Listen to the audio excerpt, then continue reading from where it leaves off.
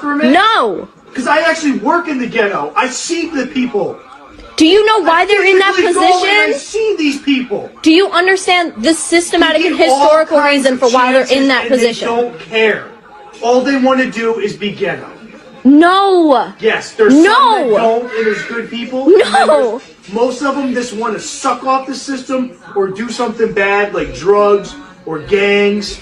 And that's all they have been oppressed. They have not been given the same opportunities you have had. They do, and there's plenty of black people. No, they don't, Dad. There's plenty of and you not recognizing that as an issue is the reason why it's still continuing today. I see them all over. There's all kinds of successful people that are of color.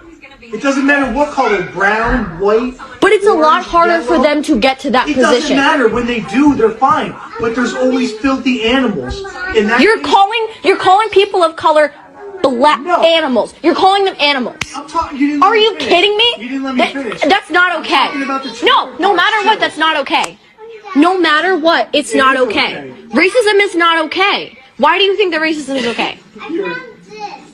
Oh, that's mine. Haley, I'm gonna look at. No, I'm looking at statistics. Right. Your statistics they can be warped. Statistics can be warped. You want me to show you videos? So why are Do you want me to show you videos of cops? I will do it. Statistics wrong? Because they can be warped. I'm not giving statistics right now. They can be warped. Personal experiences can't. No, because this is actually putting it into play. Do I need to show you a bunch of videos of cops attacking protesters, peaceful protesters? Listen to this. This is the number. You mean I'm informed and educated? You're not, though. Yes, I am. You're one-sided informed. Yes. Mom, I was watching political stuff and you said to turn that off because you don't want to hear about it. That means that I am educated on it and you are not. I'm sick of hearing it. The fact that you can have that ignorance for the majority is bliss. Okay, ignorance for the minority is destruction. That are wrong. This is just pure wrong information out there. Just give me the statistic. In 20. Wow. This is really happening. So a young kid is really pointing out to his parents that racism is bad, and yet they are doing all their possible best to convince her just to hate a human being just like her. Wow. Interesting. If they were being killed at the exact same rate by police officers, the rate of black people being killed would be 8.9. But it's not. It's 24%. The rate of white people being killed should be about where it is. So they're being killed at a higher rate. There's more white people, meaning that the amount of people killed by cops who are white would be higher. The reaction of the person. I'm not saying I'm not saying it's They're tired of being treated I'm that not way. saying it's right. Good. But if they started teaching them that this is the world that we live in, you don't want to be killed. Why do you think your friend's father taught him that? So his black son doesn't end up dead like Tamir Rice. Because he doesn't want him to grow up with the chip on his shoulder that he doesn't want his black son to end up dead. Exactly. That's not okay. Why do you think that's okay? Because why is it something that you're okay with? Why is that a reality that you're okay with? I'm okay with it. But you are. No, I'm not. Stand against it. So stand against it. If you're not okay with it, so stand against it. You know when I'll stand against it? When the black people in the ghetto stop carrying an illegal weapon. Hello guys, welcome to my social commentary. My name is Ransom Joseph. In case this is your first time to see this video, hit the like button and subscribe for more videos like this, because this is what is happening in the world we are in. Imagine a young kid pointing out to his parents about racism. You see by accident. I don't know why, I just had it in the background. And this reporter said, "This is not who we are." Yeah, it is. It's exactly who we are as a country. Too many of us refuse to admit that's who we are because of our privilege. 14 million children go to school hungry. 36.8 million people, or 11.1% of our population, live in poverty. 1.9 million people are incarcerated, the highest number in the world. 800,000 people approximately that are homeless in this country. 40,000 plus people pass away every year from firearm violence. Women don't even have rights. They have their sepsis rates going up. We have a convicted felon in the White House. What do you mean that's not who we are? For 200 years, we treated people that were black less than everybody else. We said they were only worth 3/5 of a person. And the people that made those laws owned black people, like livestock, the founding fathers that you guys worship. They couldn't vote. They couldn't drink from the water fountain. Women didn't have rights. They couldn't vote, couldn't have credit, couldn't have no-fault divorce until, hell, what, the 80s, I think it was? Black people couldn't vote till the 60s? We put Asians in internment camp? We stole the land from the Native Americans. Some of the land we took from Mexico. Hell, we even stole the land from the Hawaiians. So, honestly, what do you mean that's not who we are? This is who we've always been. This has always been a male white patriarchy. Period. And the media and people that are online still refuse to sit it. They put their heads right up their backside and are shocked and saying, that's not who we are. So I'm going to explain it for people in my demographic. I'm going to keep it very short and simple. Now that you feel like a percentage, a fraction of an inconvenience, now you've actually felt a small taste, a fraction of a fraction of what it feels like to be a black person. Now you want to say, that's not who we are. Yeah, it is. But your privilege kept you from the darkness for all these years. And now it's showing up at your front door. It's who we've always been. And I'll say it again. It doesn't matter if we have the red team or the blue team in the White House or in Congress or in the Senate. Until we tear down the white patriarchy in this country and admit that America has never been great for everybody, except for my demographic, we will never be great for everybody, and we will never be equal for everybody. So don't tell me that that flag is a sign of freedom. To you, maybe. But to somebody that doesn't look like me, it was a symbol of oppression. Have a good Racism is hidden from white people in America. So I've been making a lot of videos about race over the past little bit, and because of that I've had a lot of conversations with white people over racism in America. And something they have all said when they disagree with my points is they act like racism is a thing of the past, or that they're isolated incidents, not racism as a whole. And from their perspective, I understand why. How could a racist country have a black president? How could a racist country have rich black people?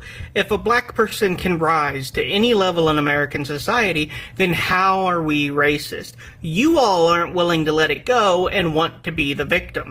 And so many of them said this that I started to realize that this was a taught response for white people.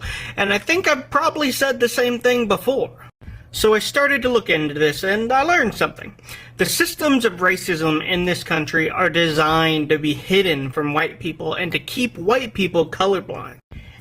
Sorry, but if I heard him right, he said the system of racism is hidden to color people, to white people, to keep them colorblind on hating human beings just like them. People in America. So I've been making a lot of videos about race over the past little bit, and because of that I've had a lot of conversations with white people over racism in America.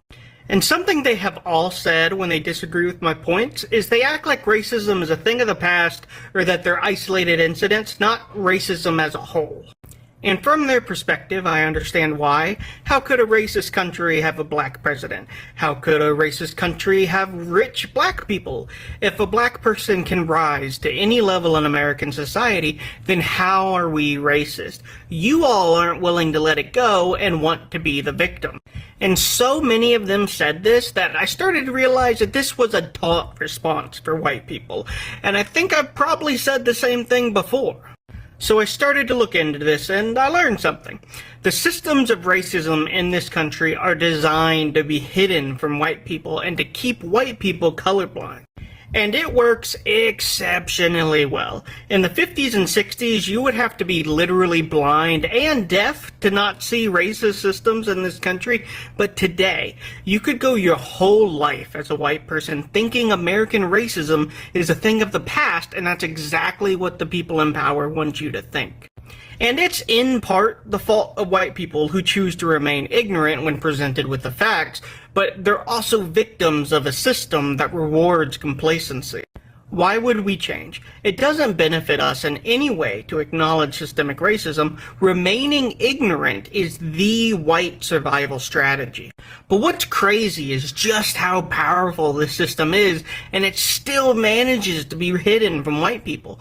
You can find systemic racism in education, healthcare, housing, employment, immigration, hell, even environmental racism. It is everywhere, yet white people still have to go out looking for it to see it. There's a lot more to say about this, but I'm going to end it here. If you're a white person watching this video, I heavily encourage you to learn more about systemic racism because it will teach you a lot about yourself, and you'll join the ranks of white people that want to change. You know, Martin Luther King Jr. said that white and black folks are tied together in a single garment of destiny. What affects one directly affects all indirectly. And by deciding to change, it's our first step towards generational change. And one day, the system will fall apart because there's no one left willing to uphold it. And that'll be all, guys. I'm just gonna say it, right? If more people, more white people would stand up against racism, we could probably get it to damn near end, y'all. I'll stand up for it. I know racism isn't right. Racism isn't right.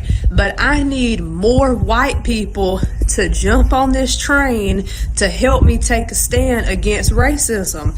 There are white people out here, y'all, that's got people thinking that we are all racist, when that is not what's going on. So we have got to put a message out to take a stand against racism. Like, I will start it off. I don't care. I will stand alone in it if I have to. But if you're a white person and you're with me on this, help me push the content out. There's only one way to do this, and it comes with this being in unison. That's the only way. There is power in numbers, y'all. I don't care if you're black, Mexican, Indian, Asian, whatever it is that your race, ethnicity is. You don't have to be white for me to like you. And everybody else that feels this way, I need you to get on this train right now. White person trying to unlearn racist ideologies that had been taught to me throughout my lifetime.